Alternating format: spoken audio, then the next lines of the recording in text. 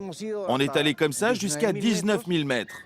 Là, il s'est arrêté. Mon avion flottait. Je n'avais plus assez de carburant, plus de munitions. Mais je me suis rapproché et quand j'étais plus près, j'ai pu l'observer.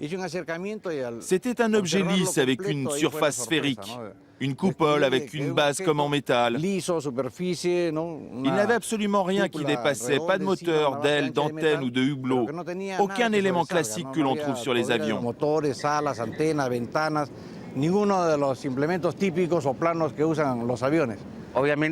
Le rapport de l'armée de l'air a été très bien fait.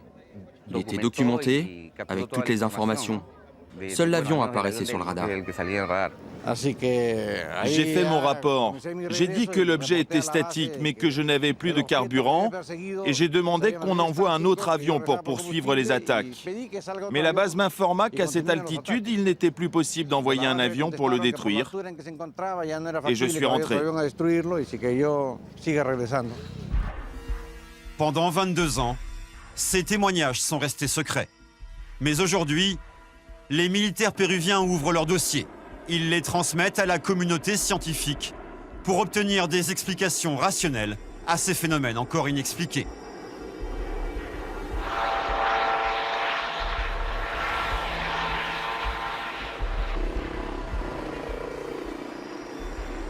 Au Chili aussi, l'armée de l'air a créé un organisme qui recense et analyse les phénomènes aériens anormaux. Les rapports sont confidentiels, mais à titre exceptionnel, les autorités ont accepté de nous entrouvrir leurs archives. Voici des rapports rédigés par des pilotes.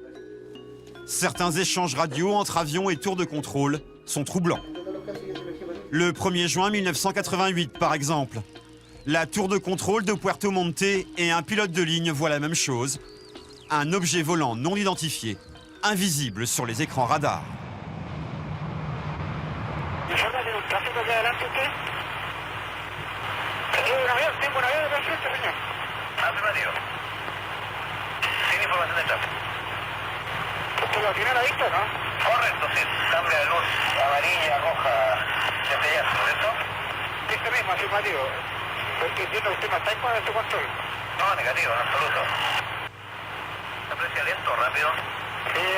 Cuando estuvo en el ángulo de colisión con nosotros bastante rápido, muy rápido, tuvimos que hacer el quite con un viraje a la izquierda.